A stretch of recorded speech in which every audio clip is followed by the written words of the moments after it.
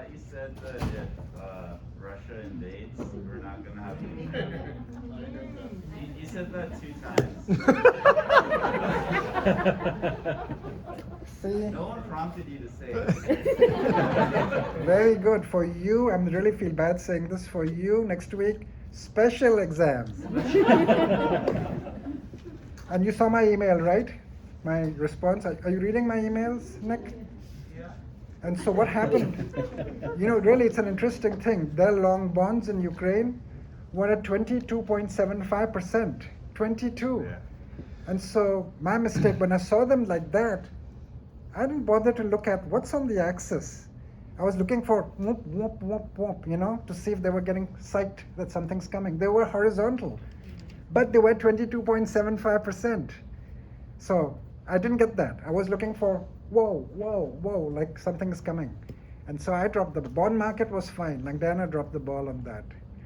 Can we, And I apologize. Did you see my email? can we meet in the middle or something? You know what, these negotiation courses we have in the curriculum, they gotta go. But having said that, it's Nick, right? Yeah. So having said that, guys, what am I known as? What's my title, Nick? Langdana, The fair professor. the reasonable. You've heard Ivan the Terrible, and we know who Ivan the Terrible is right now today. So it's going to be a fun exam. People actually have a good time. Seriously, it's going to be an hour and a half. We're going to have class after that. And you know what? If you're doing the exam and you go, Farouk, what the heck are you looking for here? Are you looking for just that diagram? Are you on the whole spiel? I'll tell you, no. Just show me that you know the stuff. So it's a very different kind of exam. It's extremely applied, It's like you need to know what is relevant right now. Think about that. And the articles, I already have the article chosen. It's going to jump out at you. You're going to go, oh man, this is boom, boom, boom, boom, boom. So it's not something to worry about. Some professors have exams to see how much you don't know. I have exams to see how much you know. And you're thinking, yeah. Well, next week, not this time, next week plus 3 hours, you will tell me. But I won't worry about it. Don't worry What about is the structure of the exam? It's going to be. Like I said last time, it was an ISLM, an article, and a whole bunch of little questions. The shaded parts in the book, the boxes, are very important. I've said that, right? And I'm just proofing my new book's out, so I'm proofing it. They've dropped all the shaded boxes. I need the shaded boxes for. Come on. This is Bangalore.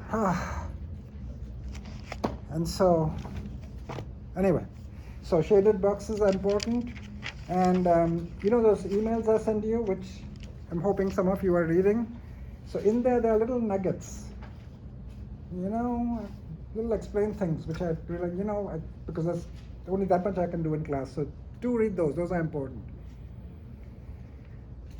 And that's it. An hour and a half, maybe. No true, there'll be short answers, and I will tell you 40 words, 50 words. So just boop, boop, boop, boop. And also ISLM, and in the exam, if the answer is given in earlier, say Farouk C2B. Oh, look at 3A. I'm not going to repeat it. That's fine. I just need to know that you know. But do read those things I've told you to read, which I will not cover in class. And the video links I've sent you. Canada will look at Kanushi's paper. Do you want to No, by the way, so on that note, we will be in every other seat. And we're going to be in this room and the other room, since this room isn't big enough. So all that's been planned. So I'll be oscillating back and forth. Why, was she like a macro giant? Are you? No. Macro mini. Macro mini. Well, we will see next week. It's all good, guys. Stop worrying. And of course, sprinkle with diagrams. In the homeworks, I don't know what to do. I keep repeating, sprinkle with diagrams. Some of you, amazing. Some of you, still no sprinkling. So next week in the exams, You gotta have those diagrams, folks, all right? Because next week it gets real. So just give me like, sometimes it's just like a whoop, supply of loanable funds moving out. As simple as that. Give it to me. And one more thing, whenever you see long-term interest rate, am I amplifying? Yeah. Whenever you hear and see long-term interest rates, indulge me here. In life, not just in macro, in life, write down the Fisher effect. You saw, was it Varun? Who? Varun, right? Varun, right? So I quoted you, did you see? Beautiful. Did you read that? See, my emails are really interesting. You have to actually click on them and then read. See, that's the beauty. So Varun quoted, that's exactly what I want in the exam. Every time you see long term, say Fisher effect, give it to me, oh, that's 15 points, you will leave on the table. You are going to leave 15 points on the table. If there's a long-term interest rate question, this is what you write down. This is what you write down. And you don't give it to me, you're leaving money on the table, 15 points. So, can't help you more than that. Anything else?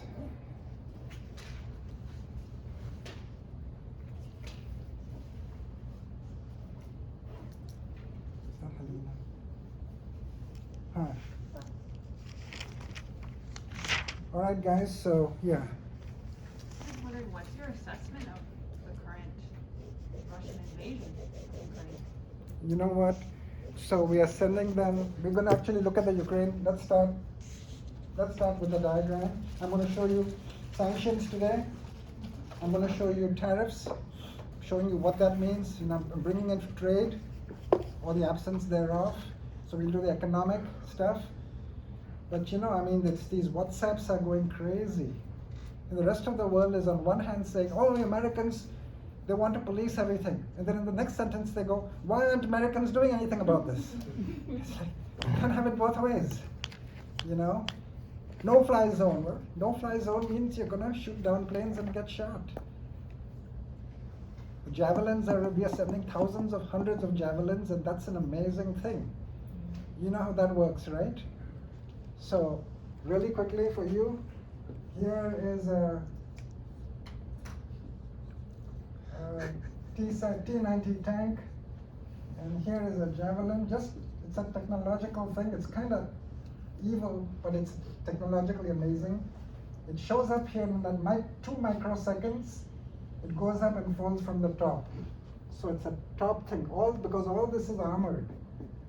And so the top is not armored. And so these are T-90 tanks. And so it's just a crazy invention. It's diabolical, but it works. And so we're sending tons of javelins, so that's how they're blowing up the tanks. It's a top attack thing. It just pops up and falls on the head of the commander of the tank because the top is unarmored. In India, we're using the same T-90s. The Ukrainians use a cousin of that, but that's what the javelin does. We're giving it to them. And the Stingers, we are giving hundreds of Stingers. So all those attacks you see, they're long-range missiles. They're not enclosed. We're keeping the planes away, the Russian planes and helicopters away. The Stingers still work. It's an 80s thing, 80s technology. So we're sending hundreds, maybe thousands. So, you know, we are doing that. So, but no boots on the But ground. at the same time, I mean, we'll probably be escalating the war. I mean, at some point, if they're losing or So something. then what do you do? Not do anything? So anyway, we are giving them, this is an evil, but it's a diabolically brilliant yet evil weapon, and it works.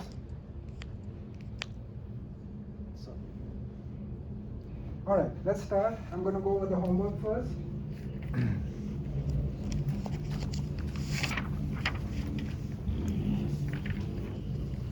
2 microseconds. What is that? How can it even think that fast? How does it process so much data that quickly? Boggles my mind.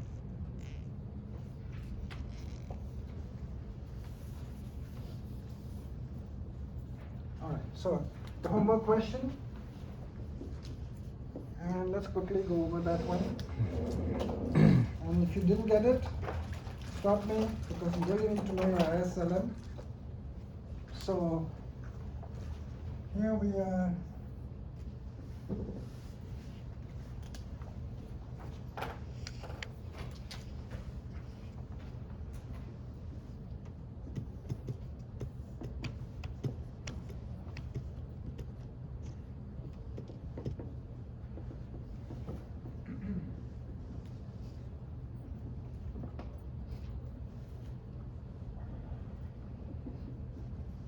Here's horizontal, and so next week in the exam, it's going to be horizontal assumed.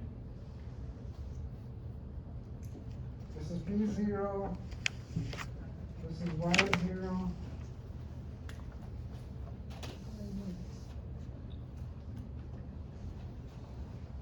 Let me just make sure the horizontal line here actually looks horizontal. Okay guys, show me what you got. So this is that Bridgewater guy. This is the homework question. So there are three policies happening here, and people are cheering because it seems to make sense to them. So we need government discipline. And I've fixed all these formatting errors in the new edition. I apologize. It's actually, all right, severe reduction in government spending. So we want decrease. So these guys here want decrease in G. What else, folks? Decrease in M. Decrease in M. Increase in interest rates. And what else? Increase in taxes. Can you imagine? What? Biden got booed last night. I couldn't believe that.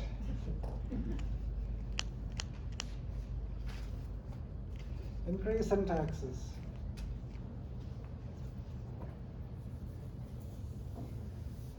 So, all right, show me what you did. Remember ISLM? So ISLM, you make all your moves first, and then it's just like a cookbook. It really is.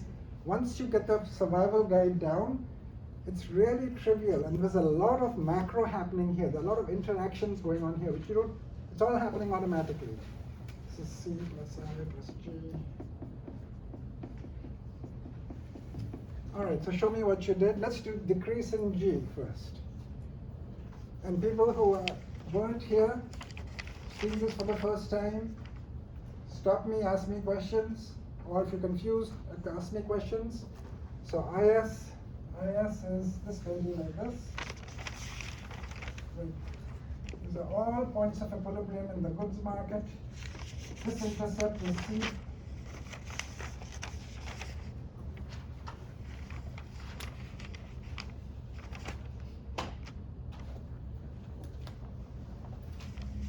This intercept is C bar plus I bar plus G over F. This is I, this is Y. The slope is 1 minus B times 1 minus T over F. And so, if anything changes government spending, that's the intercept term that goes down, so the line shifts down, it's decrease in G. Right, so government spending goes down. Okay, so this is move number 1, G down. Okay, what else? Come on, you guys walk me through this. The taxes increase, so it will be clockwise, pivoting to clockwise. Taxes increase. So the taxes affect the slope. There's no tax. It's all very clinical now. There's no tax in the intercept. It's only in the slope. So taxes go up. It's like depression. The plant droops. Clockwise.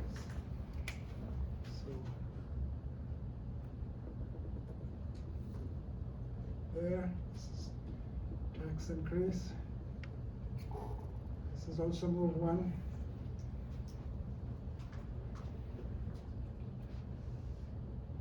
Now, and here is the element, it's the IS curve. IS and R and C bar plus I bar plus B over F minus 1 minus B, 1 minus T over F times Y. And ln was I is K over HY minus 1 over F over P. Now, does anything happen to the ln when you change, when G goes down and when taxes go up? No. Look at this here. Is anything? So the IS has done, G's gone down, and taxes have gone up, so it drooped down. Did anything happen to the ln? No. No. It's all very analytical. There is no G in here. And there is no taxes in here. So you basically will slide along the ln, but the ln will not shift. Okay, so The change in taxes, and we say that the intercept will change. exactly. So intercept along the ln. So here's the ln, here's the IS, and the ln. The IS kind of slides along the ln, so intersect along the intersection point on the ln changes. What about the y-intercept though for the tax increase? Indeed. So both of them, so you can see here, so we've gone from here on the LM to here, with a different y. But the LM has not shifted. LM will shift now with a decrease in M. So when M decreases, it's very clinical. So they're all interacting. Ratio, here's the golden rule, ratio M over P decreases, and therefore LM to the left.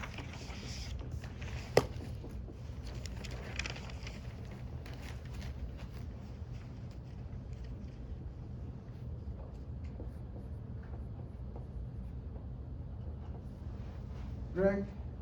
Yes, no? I guess my question was because of the tax increase and the change in consumer and investor confidence, would the tax increase also? Oh, wow. Thank you. So Greg is, thank you. Now I get your question. So Greg is asking me if, can he go ahead and add C bar and I bar on top of everything falling? If in the exam something like this happens, make a note and say, Farooq, I've gone ahead in this situation, I put C bar and I bar going down. Interestingly, in this scenario here, it looks like the crowd is riotous. It's like this righteous crowd, you know, it's like Ross Perot, before your time there was a guy called Ross Perot who went around saying that we gotta have taxes going up, and he went against George Bush Senior, George Bush Senior won, but Ross Perot would go around saying things like, I balance my checkbook, so by God, he was from Texas, by God, Uncle Sam should balance his checkbook. And to mom and pop America, that makes sense. You know, Uncle Sam doesn't. Uncle Sam has to run sustainable deficits. And by the way, you and I might balance our checkbooks, but we don't really have, we have deficits. We have mortgage payments. We have car payments. So we are similarly running sustainable deficits. You see, a little confusion there. But anyway, you've got a balance, so Uncle Sam's got to raise taxes, yay! You know, it's like flagellants in the Middle Ages who would, flog themselves during the plague. Punishment, so there'd be whole groups of flagellants whipping themselves, bleeding, wearing white robes just to keep the plague away. Didn't happen with COVID, mercifully. So here we are, I don't know, in this story, maybe not, but so everybody got this, and then you dangle down. Whoop, whoop, whoop, whoop, whoop. Y very low. Okay, what happens next? Halima, did you get any of the ISLM? Are you hanging in there? I am thinking, but I didn't get it. So here's my plan. The last 20 minutes or so, I'm going to be around. We're going to end a little early. So I'm just going to be Q&A. Nick, if you got any questions, basically, at the end, I'll answer them all. So I'll go over some things. All right. So here we are. So IS went down because of G.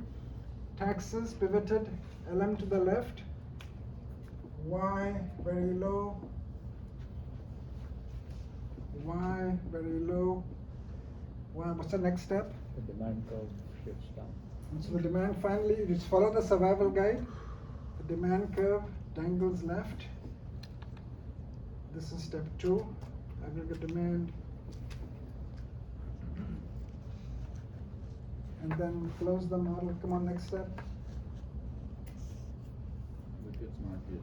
Exactly. Black, black, black. Y low, Y low, Y low. Just everything has to line up, crudely speaking. Yes? Mm-hmm. Because they're all the same. And so Y low, Y low, Y low. The goods market has to line up. Yeah. And this is C1 plus I1 plus G1. And this is C0 plus I0 plus G0. And then you have to tell me about C1. C1 greater than or less, so always C1 greater than or less than C. So look what's happened. Now this sounds preposterous, right? From Y0, it's got wham, wham, wham. And we've gone to Y very low, and you're thinking, good grief. Let me tell you something, this actually happened. So this looks ridiculous and preposterous. This actually happened. Can you guess when? In our country here. Yes, Great Depression. We actually made 4 incredible mistakes in the Great Depression. All of these were included. And there was a trade war. So it's chapter 9, it's coming. It seems like, are you kidding me? No, I'm not kidding you. We raised taxes from, as I said in class, 25% to 65%. M was decreased by 33%. 33%. Yeah. Are you saying C1 in this situation is greater? No. So Oh, C1, okay. C1, very much less than C0. Okay. Since What's C, that? C bar plus B, Y, B, as Y falls, C. Oh, he was asking. Okay. I thought what you put above, I thought you were putting that as the fact and not asking if that was correct. No, it's greater than or less than. Okay, yeah, I couldn't. Yeah. C1 is less than, and we've actually done this. This is what got us the Great Depression. How about capital I?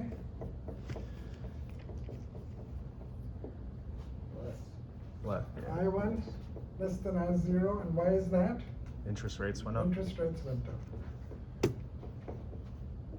And since all you have to do is plug in those little equations, since I is I bar minus Fi, so as interest rates went up, capital investment decreases. And Greg, for you, if you had I bar also going down, then you got even a bigger collapse. Questions, comments? So based upon how far to the left you shift LM, it could increase or decrease the Yeah, interest. exactly. It's kind of ambiguous, right? So how do you know? So what I've done here is, since Senator, what's his name? Jenkins said, let's raise interest rates. Remember, outside this room, Mom and Pop America talks like that. Let's raise interest rates. They don't do M. You know, next week or whenever the Fed's going to raise interest rates. We mean M's going down. They need to see interest rates going up. So I just did that. Yeah, make you happy. And so I higher. So in my case, I had I going lower because I had that little bit closer to LM. So even that is correct, right? Yeah, it's correct. Just technically the answer is depends, but I'm just kind of, Jenkins wants them higher. I'm playing along with it. And it's not completely ridiculous that people are happy. They're, you know, it's not small. Little knowledge of macro is dangerous. Oh yeah, we got to raise tax. No pain, no gain. I'm going, you might as well be flagellants. Might as well wear white robes and walk down Main Street whipping yourselves with blood dripping behind you to atone for bad behavior and our sins. Hundreds of them, flagellants walking through Europe, hoping that will take the plague away.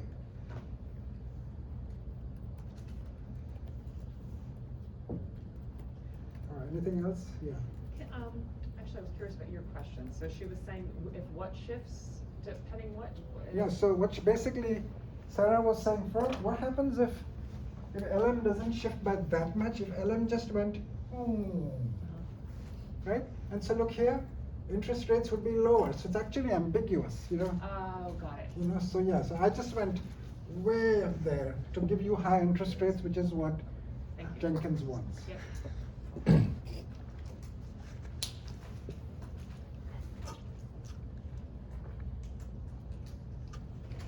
I think I'm confusing myself.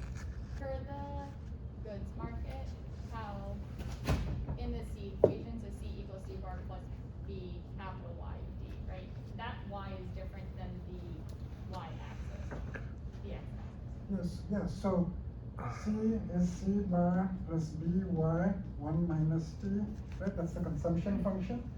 So this Y, so Y fell from Y0 to Y very low. Right, So- okay. So that's the GDP, fell from Y0 to Y very low.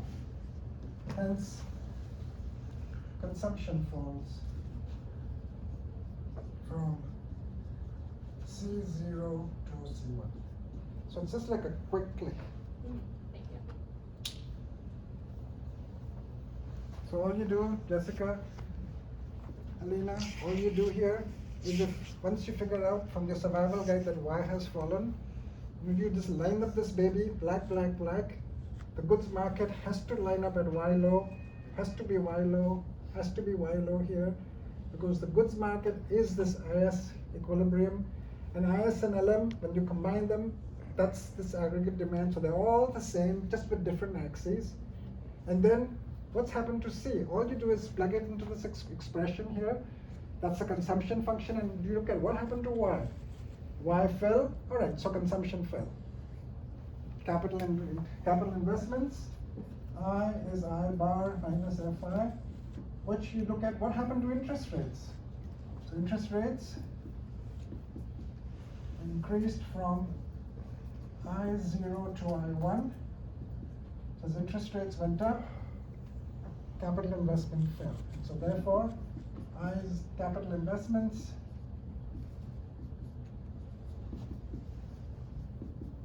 fell from I0 to capital I1 as interest rates increased. And there's a word for this. What happened? What's this word? Capital investments here are, come on. As interest rates go up, if capital investments go down, crowded out. It's typically in the context of government spending, but I'm just trying to pack in something for people who missed some classes.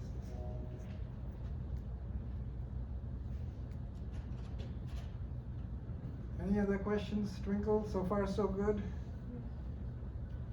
Question, there's, capital investments is not gonna be on one of the charts, right? It's just an assumption that we No, made. so that's this baby here, it's a component. Okay. So that's this guy here. So what we had here is consumption went down, capital investment went down, and government spending went down. G1 less than G0 by policy. So wham, wham, wham, all three guys went down.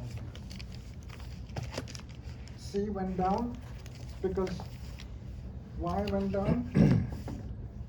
Plug in the equation. Capital investments went down because interest rates went up here. So they got, and just think, interest rates go up. You're not going to borrow 20 million for a new office building or 800,000 for a new house or vacation home or whatever. You're going to be saying less capital investment. I don't want to, capital investment is borrowing by private companies. And so that's going down. And then G is a policy instrument. So that's gone down by policy.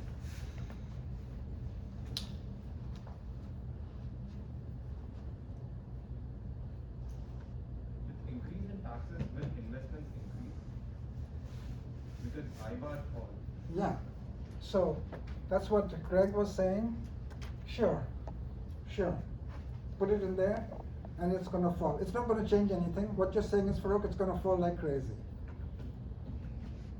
It's gonna be in the same direction. It's gonna be, in your case, it's gonna be a double whammy. Interest rates going up and I-bar going down. Bang, bang. Yeah, but if we increase only the taxes, the interest rate is gonna go down. If you increase taxes, interest rates, but here everything is happening. No, assuming only the taxes. Oh yeah, only taxes, then you would, again, depending on what's happening in the economy, if these guys are maniacs who want a tax increase, which is what happened in Ross Perot's time, which is what happened in the Great Depression. There's a sense that we gotta inflict punishment. It's almost like a religious thing. We gotta atone for our sins. Go figure. I never could figure that one out. So, but yeah, normally speaking, look at the Biden being booed last night with tax increases.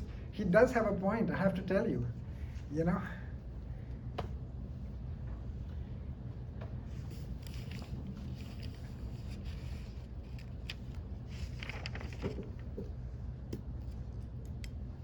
Questions, comments?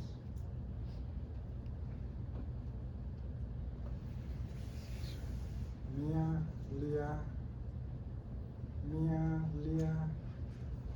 I got that. What's the name again? Leah. Leah. Yeah, I get it. Okay. All right. Let me show you something else. In the last half an hour, I'll kind of go over some of this stuff again. All right. You guys, those of you who don't need a review, can leave a little early today. Where's this?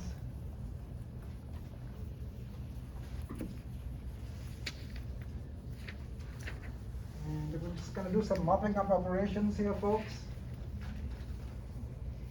So I want to show you negative real rates, stuff that I should have done in chapter 6. I'm just going out and doing some mopping up operations. So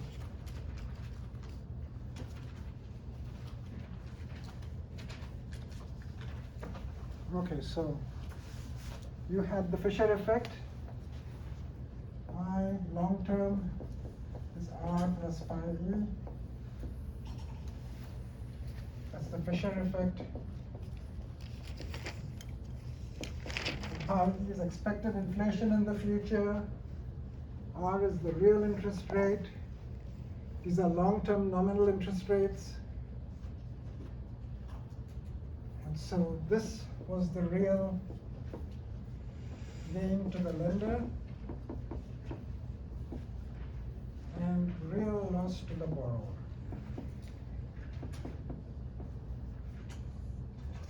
And this is future inflation and risk. Remind me to look at the Russian bonds now. I haven't. It'd be interesting to see what's happening now.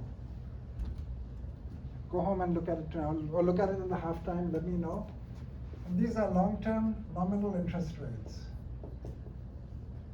And the Ukrainian bonds too. So let's look that up. Long-term nominal interest rates.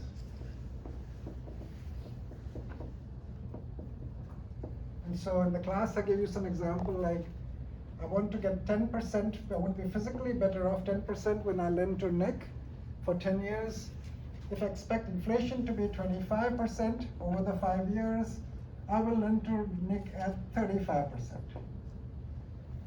And so long-term rates, mortgage rates, 10-year bond rates, 30-year treasury bond rates are forward-looking. That's what we got. Bonds know best.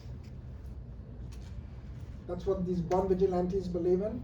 They're forward-looking. They tell you that risk is coming. And I showed you the yield curve. This is, 1 year. This is 30-year. And so this is what I was looking for. When the yield curve starts steepening, it means that inflation or risk is increasing in the future.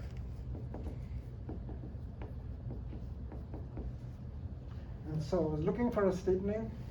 What happened with that, my Ukrainian thing is, when I looked at them, I didn't realize it, but the Ukrainian bonds were there. They were at 22.75, somewhere here.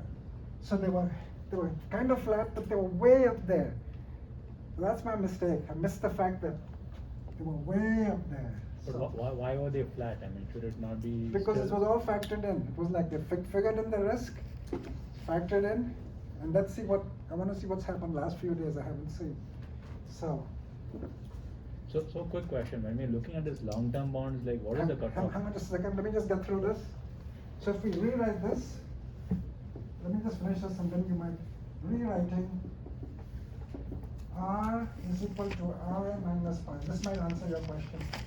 So this the real rate is also known as the inflation adjusted rate.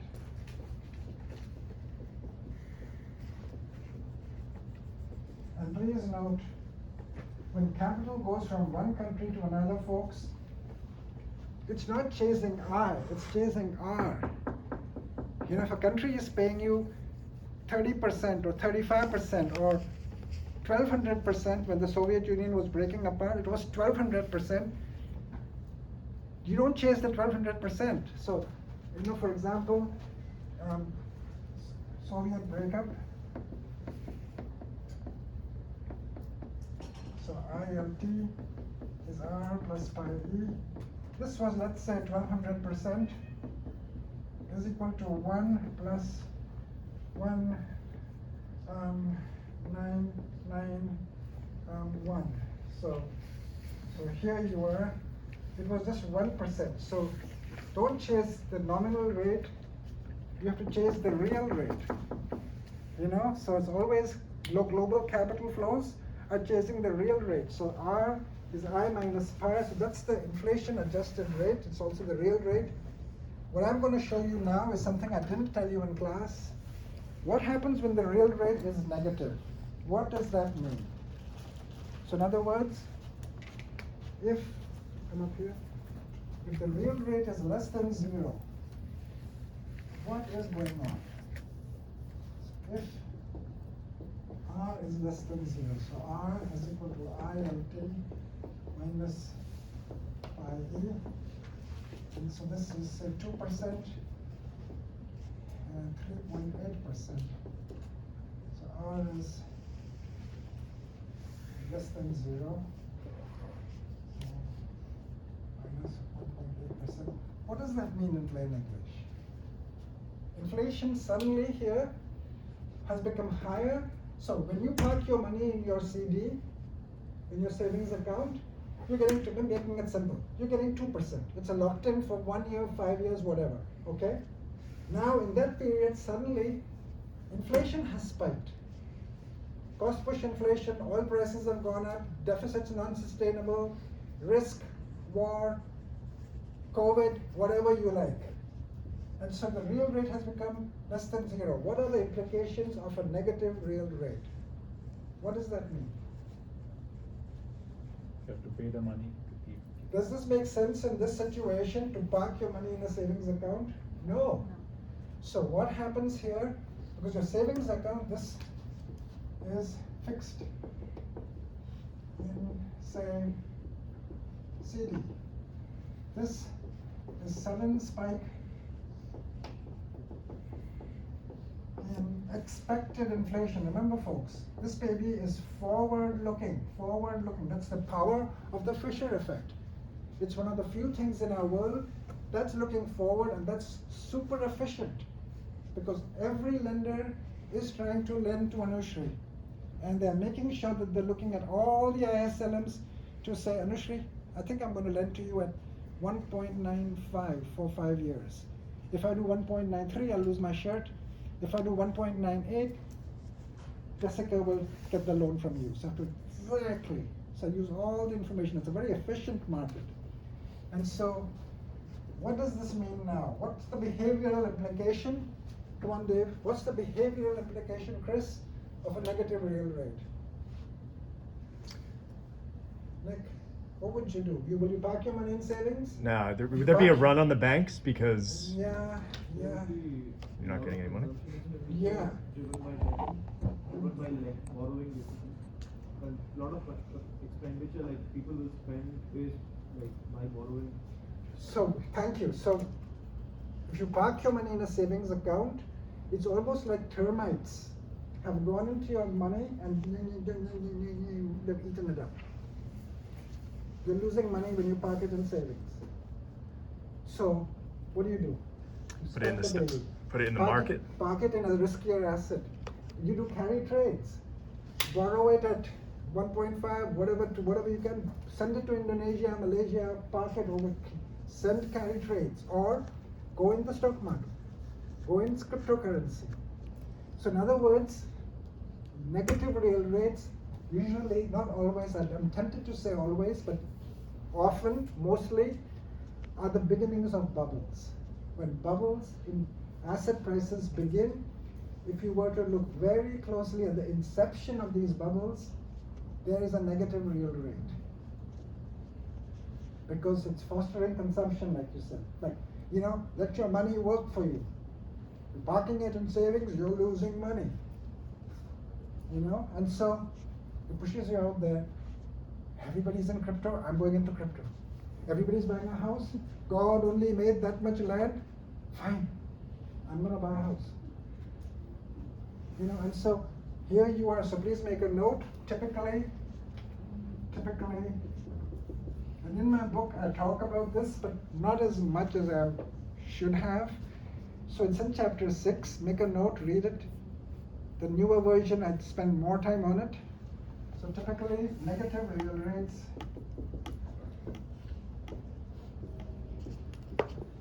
foster massive consumption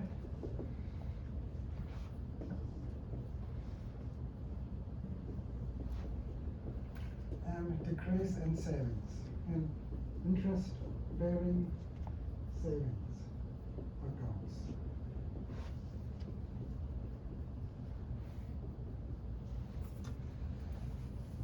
As the latter essentially lose money.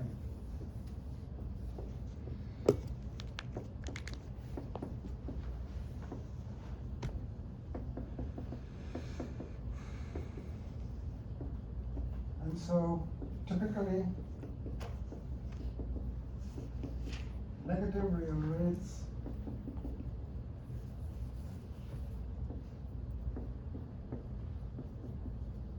are present at the genesis of, finish the sentence for me. Bubble. Give me the word I want. Sad bubbles.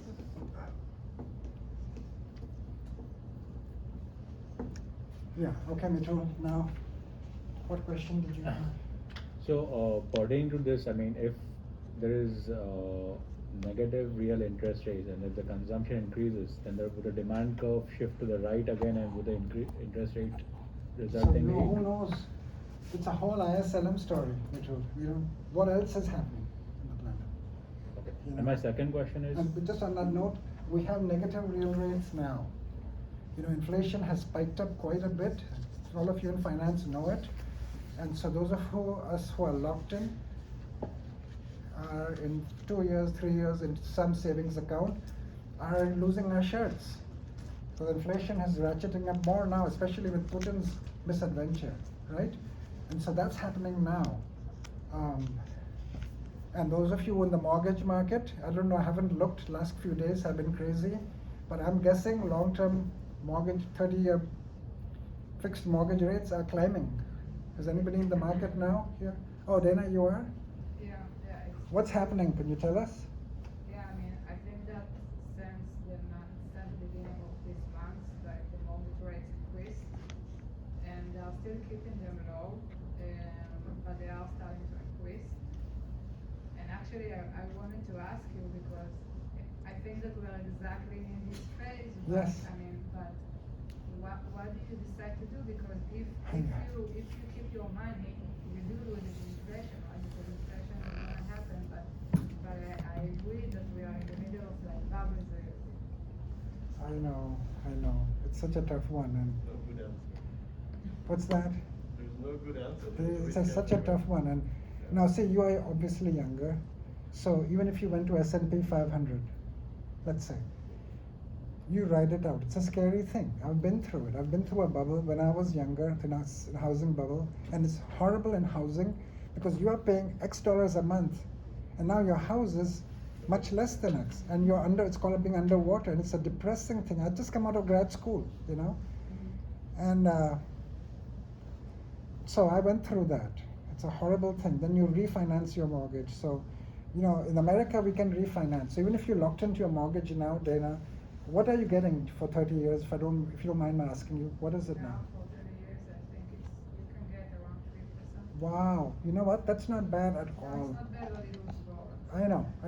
Be like Lot's wife.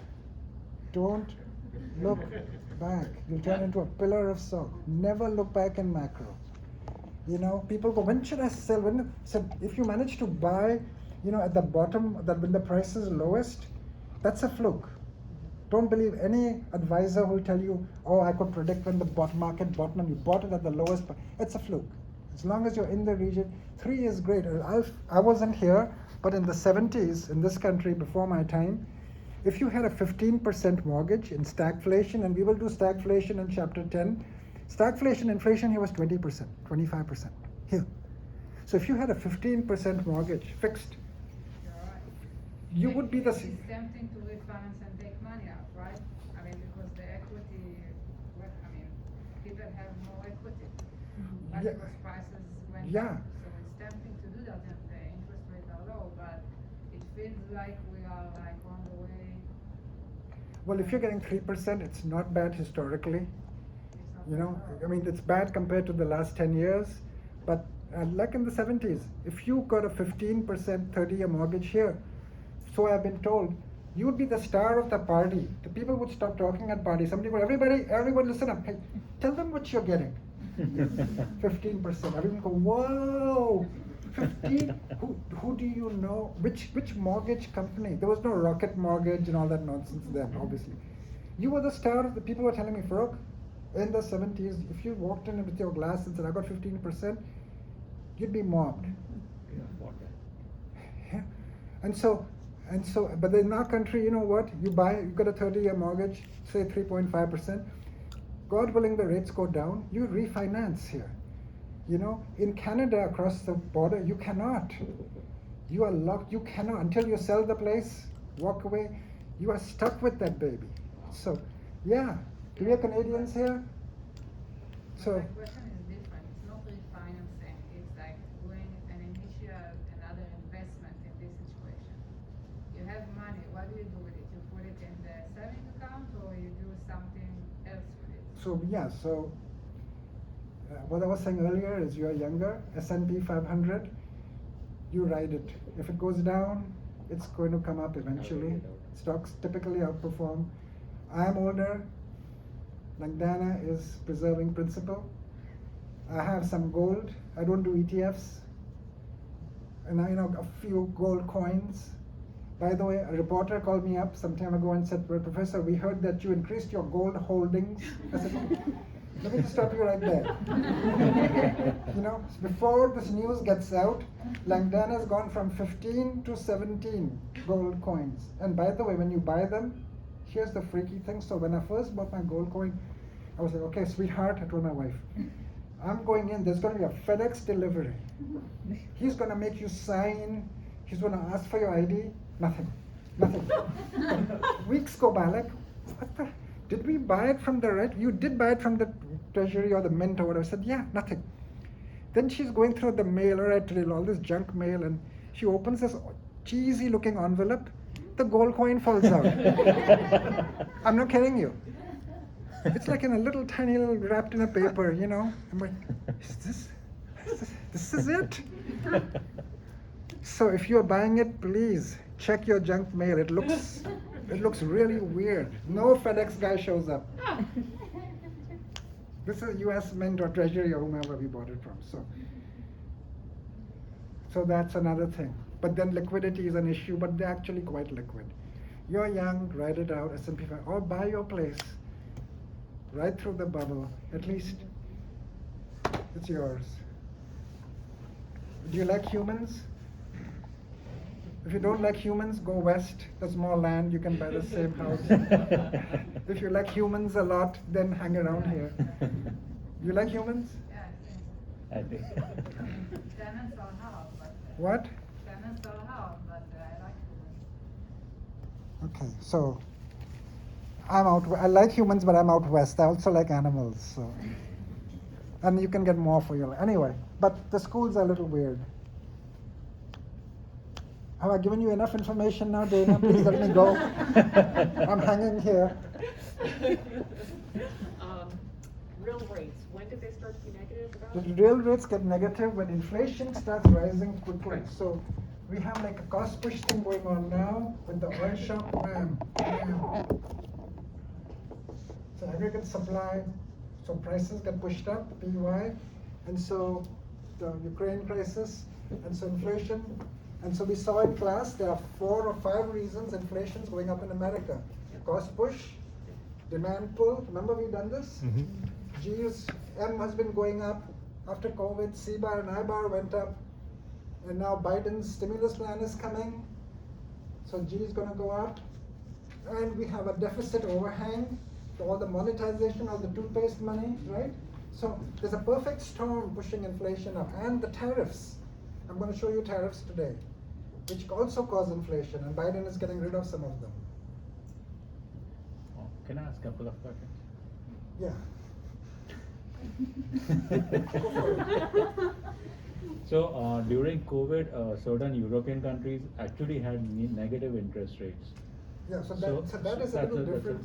Those negative rates you had, those were when the banks were parking money at the central bank. And so what the central bank did was, we're going to charge you to park money with us. So they were charging them fees. So that is a little different story. No, it was the same question. Okay. And my second question. So when you're looking at long bonds, right? At what point do you consider that as long bond? Like after 3 years, 4 years, old. after Some 3? say 5, I would go with 3 or more. Often people say 5 years or more. 5, fine. And please note, so mortgage rates, Dana, they are the real thing for the Treasury. The Treasury was trying to fake us out by Operation Twist. And so Treasury is a little weird. Sometimes if you look at long-term Treasury rates, they don't seem to be behaving normally. That's because of Operation Twist, where we artificially pull them down. But the lenders for mortgage, they're not pulling anything down. They are making sure they're charging you what the risk is. And I've said this in class. So can you imply treasury rate is based upon mortgage rates? Yeah, so typically the 1-year Treasury rate here, 1 year, that plus 2 points is typically your 1-year adjustable. So 1-year ARM is that. The 10-year is often the 30-year. The 30-year mortgage is linked to the 10-year because the typical mortgage is sold in 10 years. So there is a link. When the yields are going up, is that because they're warning us of risk or because they're trying to stabilize? Okay, so yeah, the yield curve is normally positively sloped because the more the terms to maturity, the more uncertainty.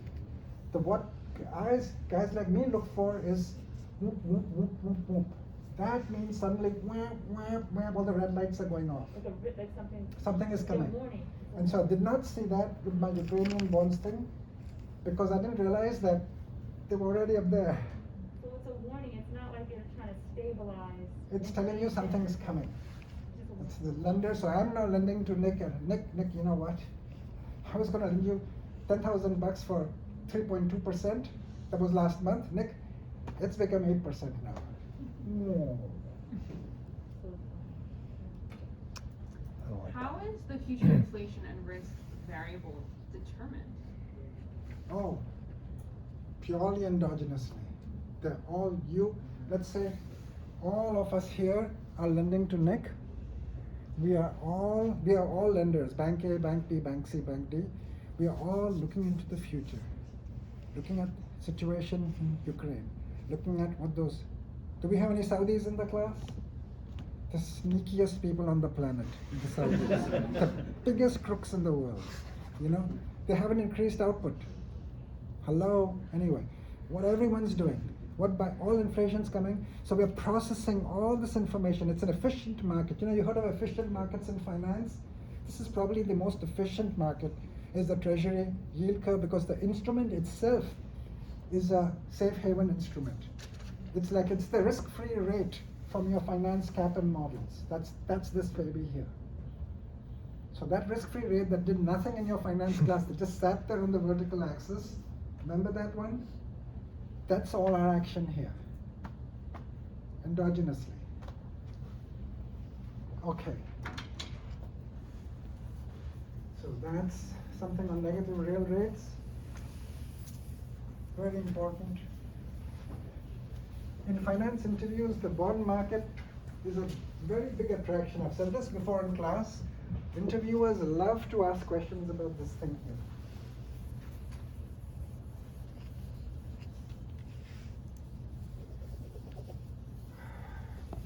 Okay. Let me show you some international trade tariffs, sanctions on the Russians, stuff like that from my international trade class. So I'm going to bring it in to our story here. So stay with me.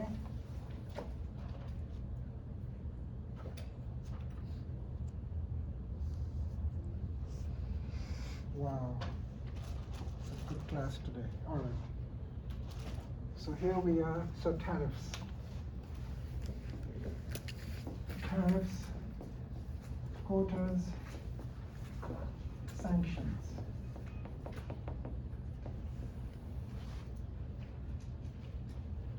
So here we are. This is now from my trade class. It's just the tip of the iceberg. I need to show you what sanctions are, and I need to show you the tariff story too, because this is one of the factors causing inflation in America. This is domestic demand, this is domestic supply, this is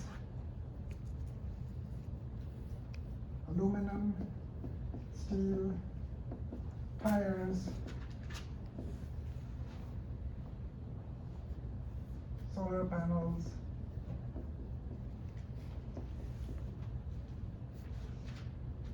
washing machines. This is what it started with Trump. I don't know why he picked on washing machines. But who knows? This is why, this is P. Okay. So this is USA. So simple diagram of tariffs.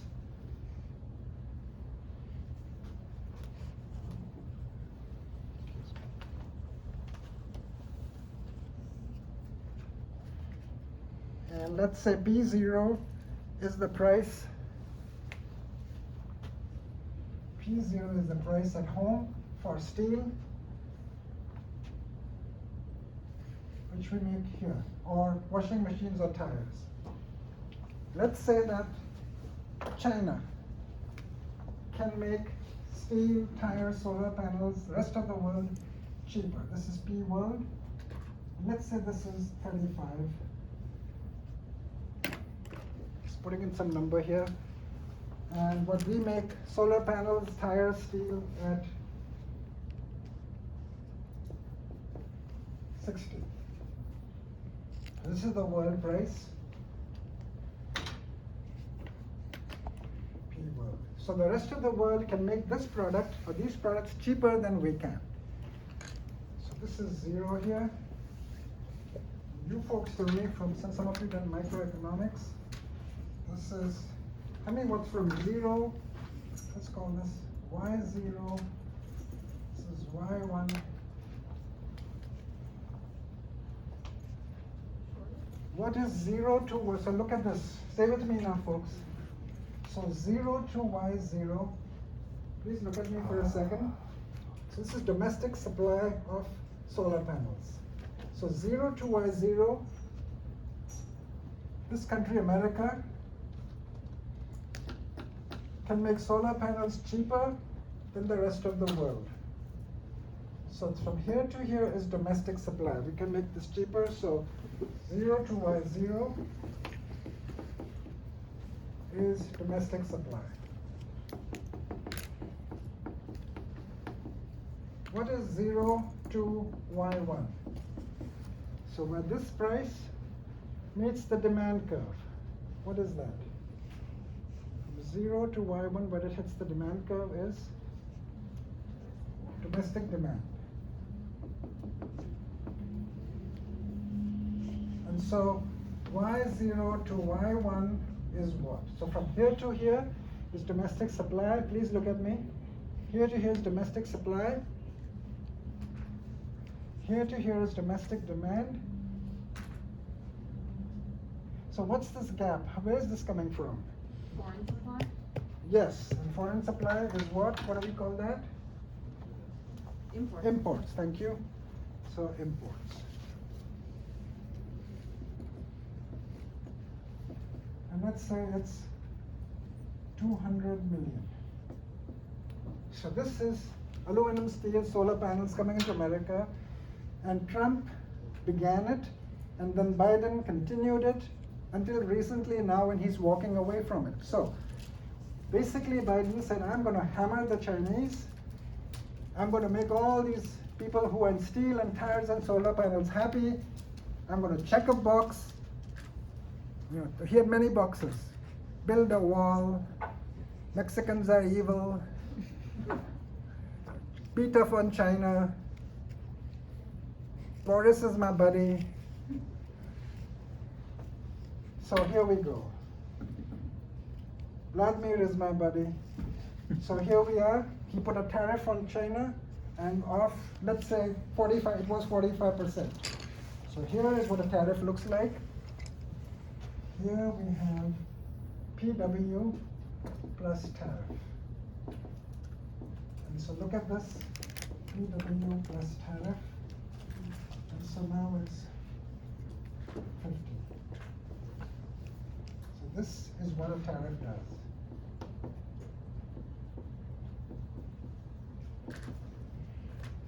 And let's call this Y2, Y3. Okay, so very big takeaway here, folks. Please listen carefully. What happens next? So suddenly now we put a tariff on solar panels, tires, aluminum, steel, and our washing machines and like 300 items. What happens to domestic production of steel and aluminum and washing machines? What's happened now? So now 0 to Y2, where it meets the domestic supply is what? Where it hits this red price now, from here to here. So now domestic supply from here to here is less than the world price, so we can make all this at home. So that is the increased domestic production. So these guys are thrilled. So the steel makers are opening up new steel plants, hiring more workers, or they're supposed to be, or washing machine people presumably are having champagne parties, they're thrilled. What's happened to overall demand now? Pooja? Yes, from 0 to Y3 it's gone down. And so 0 to Y3 decreased overall demand.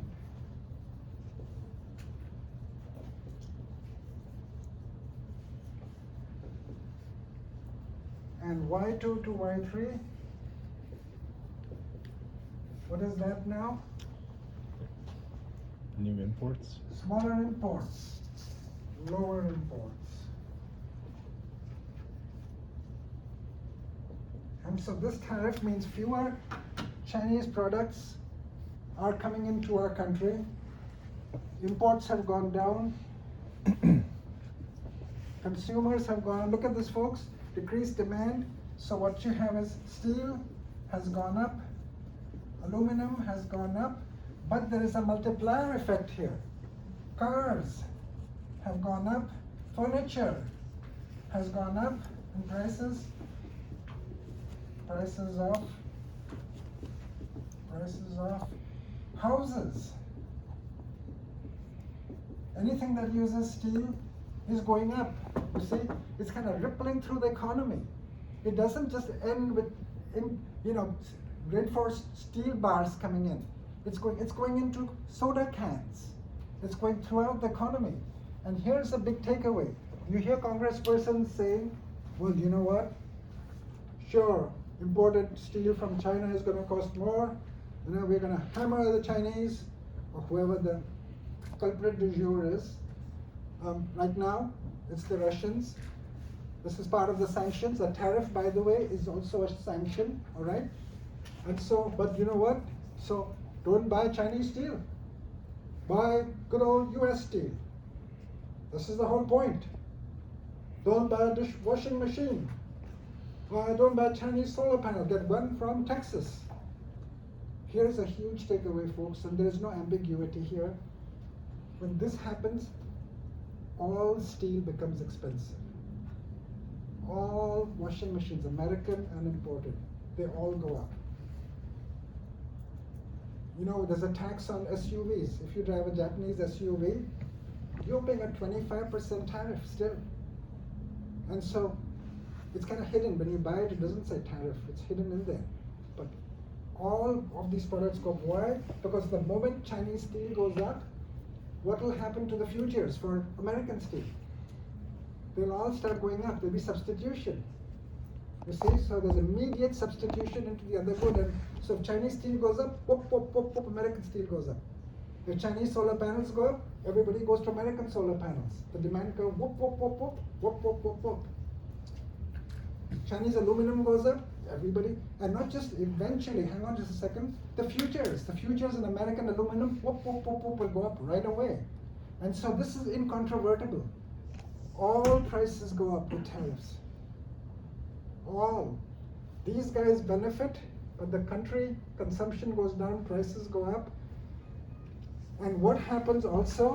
What will this country do? And now, then comes the retaliation.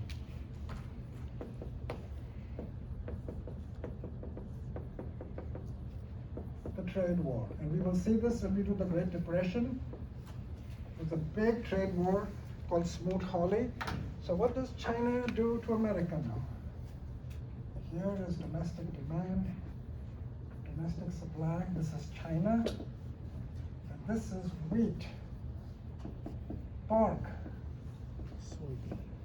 soy, sorghum. Nobody knows what that is. I don't. Here is P0 USA, P0 China. And here is American wheat. We are making it better and cheaper than the rest of the world, us and Canadians. So P world price, this is US. Wheat, pork. And so here we are, 0, Y0, Y1, and let's say China is importing 400 billion, whatever, doesn't matter. And so what will the Chinese do? What did they do to our agriculture the next day? They put a tariff on. Countervailing, tariff war. And so wham. And so now China now buys less agriculture, pork from USA. And so here are our agricultural people, the Midwest, going, what did you do, President Trump? And so President Trump then took our taxpayers' money and subsidized them. Well, actually, I know you're hurting, but I'm going to make it up to you. And so, Nick, your tax money, and Anishri, and yours, and your tax money, subsidize those guys. So it's a double whammy we got. And so here we are, we get hammered here. China is buying less from us, and country C, China has to eat, right? So what will they do? Where will they get the rest of their food from? Somewhere else. Some country C. And made up the remainder of its usual imports from, here we go, Canada. Canadian agricultural exports went up almost 4% Just a second. Argentina, Brazil. And please understand, these are long-term contracts. This isn't, okay, next week I'm going to buy wheat from you. It doesn't work that way. It's next 2 years, we're going to buy sorghum or soybeans. Or for the next 18 months, we're going to buy Argentinian soybeans. And so here is how trade wars work. And so what we have just done to the Russians, part of our sanctions, is a tariff. Another kind of sanction, are you with me so far? Hanging in so far? Another kind of sanction is a quota. So sanctions. Tariff, which is a tariff, is a tax on imports. Tariff, which is a tax on imports.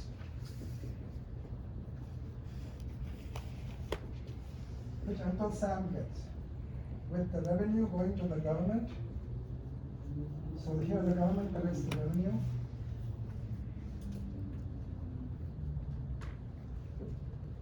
The second one is a quota. I'm going to show you a quota right now. Quota is a quantitative restriction. Tariff is a tax, a 25% tax on all imports coming in. A quota is a quantitative restriction. So in other words, only 3,000, so only 30 million tons of steel can come in. Only 600,000 solar panels can come in. So I'm going to show you the quota right now, but there are a bunch of hands going up, so yeah. I was just going to comment that my extended family are industrial soybean farmers, and So you're from the Midwest? they're from Arkansas. And so the year that this was implemented, their entire harvest they were unable to sell. Yeah. Because they were sold exclusively to Chinese companies, and it Can you was hear? bad. It almost bankrupt them. Yeah. It's very unusual to find family-owned farms in that part of the country anymore. They're almost gone. This is a rare case that they're family farms, because most farms today in America are gigantic conglomerates. They've been trying not to sell, but this may have broken the back. Yeah, and so here you are, they're thinking, what did we do? How did we get dragged into Trump's war with China on aluminum? What has that got to do? We are just making soybeans, we are growing pigs here, for crying out loud. How did we get sucked into this? And so people went, oh my gosh, Chinese are so smart. They targeted the red states. No, what's happened is, turns out the agricultural states were typically red states, but what happened in global trade is 70% of global trade today, 70, is not, back in undergraduate days, you had country A sending coffee to B and country B sending wine to A. Now though, 70% of global trade is A, B, C, D, and E making the Boeing 787. Or 30 countries making the iPhone. You see this, it's all components now. Or 25 countries doing clinical testing on a new pharmaceutical drug. That same final pill, 25 countries are in there. So there is not one country making anything anymore, except pigs, soybeans. You can't have many countries making one pig. What was the family doing? Soybeans? Soybeans. Industrial. And so hence, what do we make? Jack Daniels, okay. Soy, sorghum, pigs. What else do Americans make by themselves? Corn? Okay. The list is small. So in that example, with her family, it's a family farm. Does that mean that like a conglomerate soybean farmer would benefit though? Because essentially, if the government if money is flooding into soybean, conglomerate publicly traded soybean funds, that means that those companies are getting enriched, but the family company is not like a private No, company. so they don't have a lobby power. They don't. For you, are you also an extended family in agriculture? I don't know, but I'm just curious in terms of if all this works out. No, to the benefit because of behind all conglomerates, but not this, the family. behind all this in America, this is the story of American agriculture. Here is P0, here's US agriculture, and we have price floors here in our country.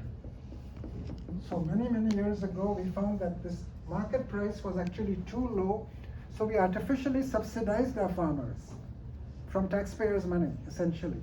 And so, demand supply. So we often have an excess supply, which often the government would pay farmers not to make, because we artificially raise prices to keep them in business.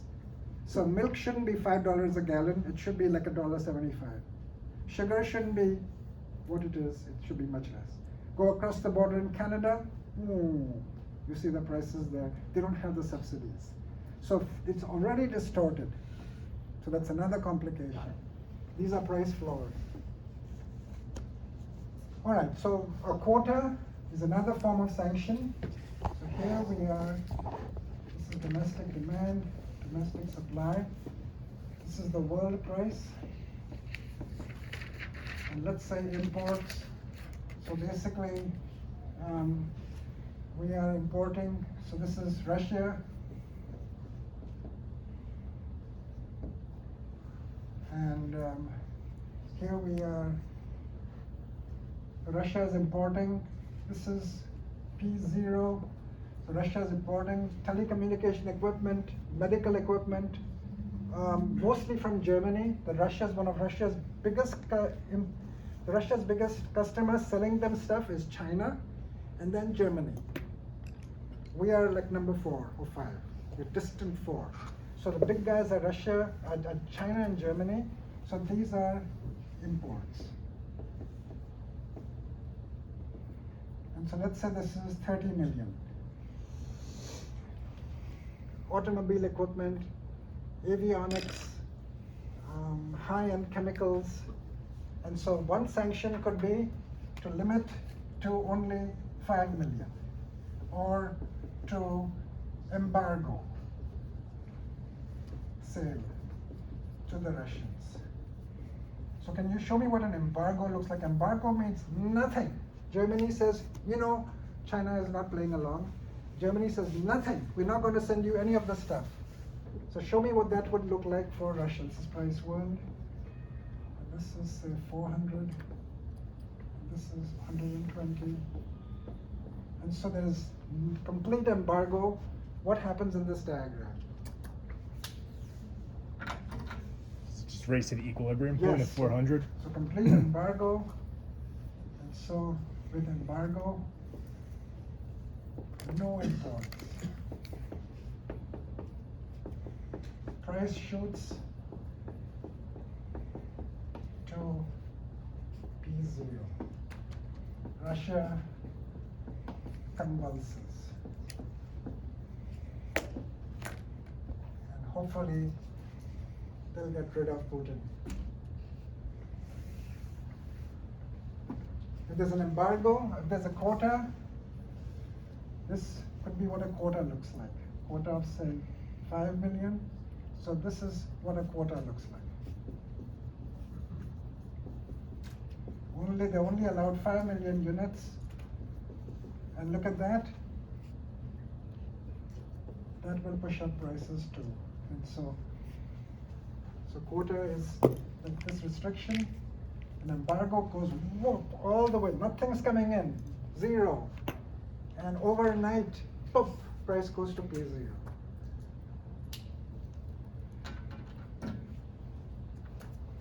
You getting this, folks?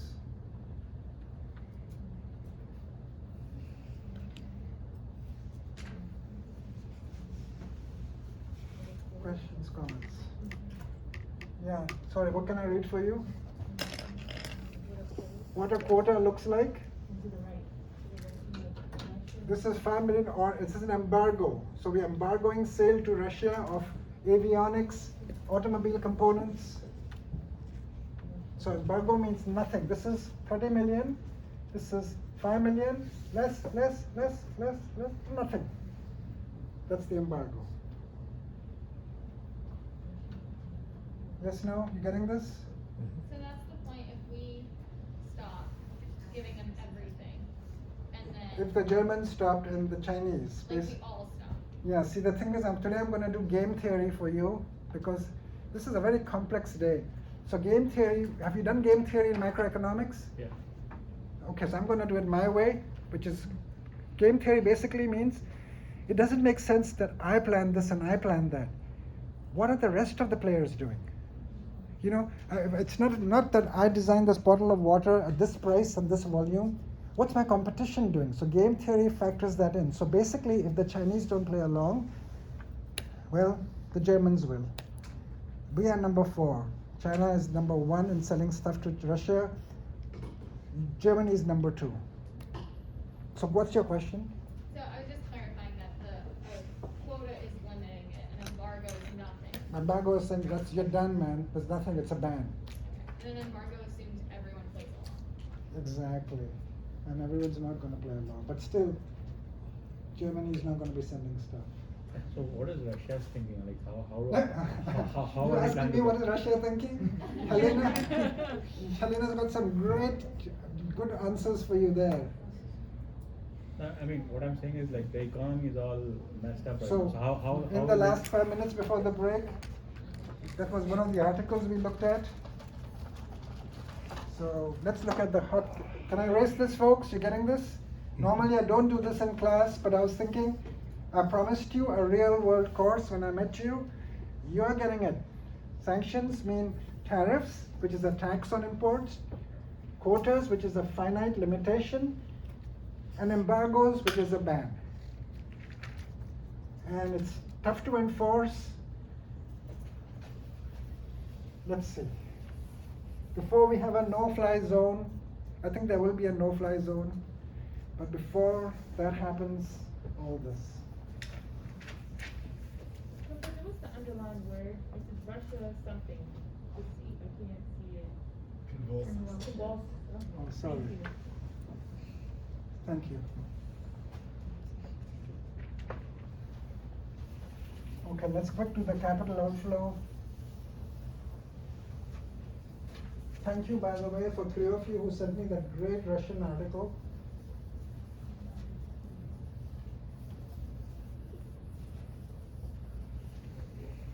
So here we are. This is the Russia today. Demand for loanable funds, supply of loanable funds, I0. Okay, really quick click, what's happening here?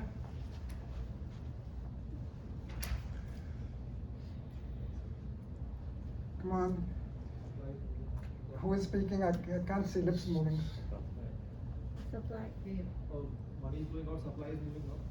So basically, like that?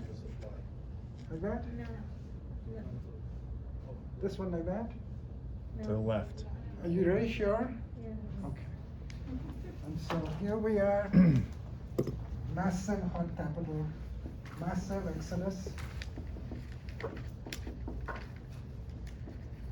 hot capital, carry trades have long gone home. Everybody, high-skilled labor, people who look like you in qualifications are trying to get out. Someday they will get out. And so what you have here, I spike. And from, what is it? This is 25% now. I mean, what was kind of, I don't remember the article. 5%, 25, something like that, or 40%. How much was it? 20 something, 20, 25, 20. So basically the point I'm making, and so people are dumping the ruble and getting out. Supply of loanable funds is blowing out of the country. And so you're dumping ruble, you're buying dollars, euro, yen, renminbi, Chinese currency. China gets safe haven in it, by the way. And so therefore, ruble crashes. And so what's the central bank of Russia doing? The ruble is crashing. So let's say, I'm just giving you an example, 100 rubles is equal to 1 unit of foreign exchange. And now 800 rubles is equal to 1 unit of foreign exchange. So basically the ruble is crashing. So what's the central bank been doing desperately to prevent this currency from crashing? What do they do? Ban on money going out. What's that? Ban on money. Of course they try to prevent the hot capital, but remember folks, you cannot do it. When the money has decided to leave, it leaves. Of course you can do transactions like the poor Argentinians. When Argentina melted down, Argentinians could withdraw only $25 a week worth for years, for 2-3 years after Argentina's meltdown. So, but when people have savings in cash, they can move it. Institutions, his oligarchs, it's leaving. Ruble is crashing. And so in a desperate attempt to prevent the ruble crashing, what are the Russians doing? Buy it back. So how do you buy it back? He said buy it back. So here you are, all these three Russians are dumping rubles and buying euro. They're getting out. But I'm the central bank, I want to reverse it. So I'm buying the ruble back and selling what? Foreign exchange, right? And so the Central Bank of Russia is selling foreign exchange and buying rubles to try and shore it up artificially. Are you with me so far? Mm-hmm. It's called a foreign exchange intervention. It's very expensive, it almost never works.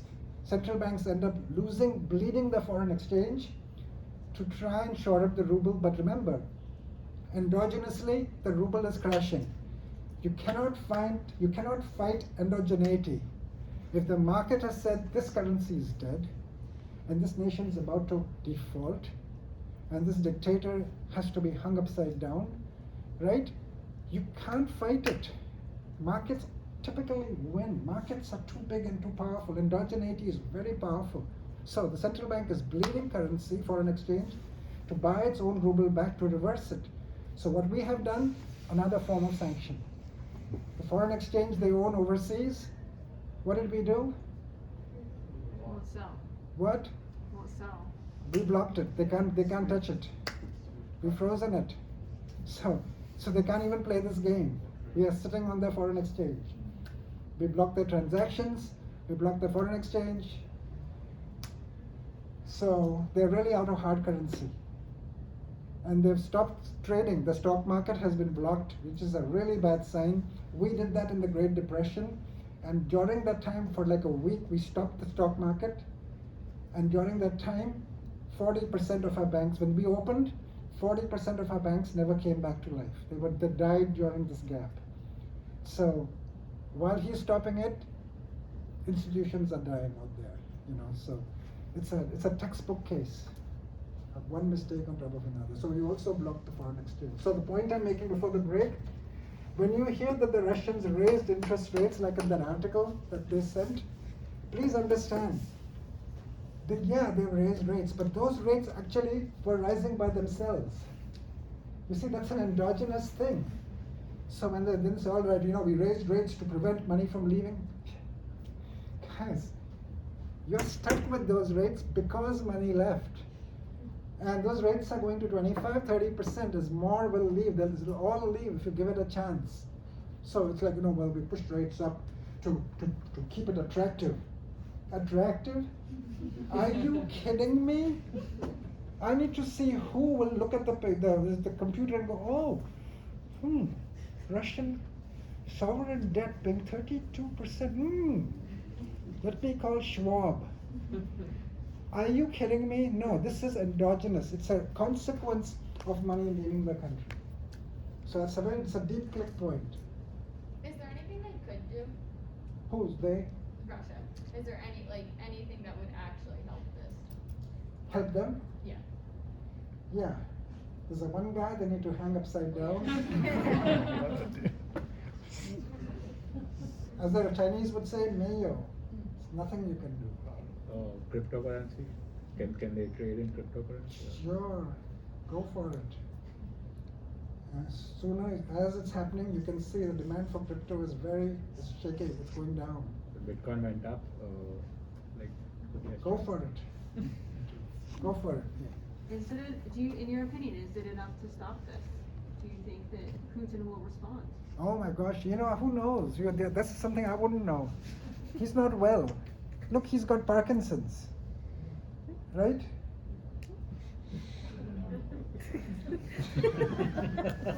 But yeah, only I'm allowed to do, Helena. You're not allowed to do that. I'm allowed to do the yeah. He's apparently got Parkinson's, he's got brain damage, he's not well. You know, he's behaving like a mad person. There is something weird going on. This is a personal thing. I wouldn't know the answer to that, yeah. I just asked your opinion. Yeah, Your no. opinion? Well, he's mad. Alina, he's not well, right? I mean, his behavior, his speech patterns are weird. He's all swollen up. He's on steroids of some kind. He did have Parkinson's, and Parkinson's is degenerative, right? I mean, in COVID, he lived in a tunnel with spray systems. You know that, right? You know, you had to go through the sprinkler system to see him. So this man had gone paranoid long time ago.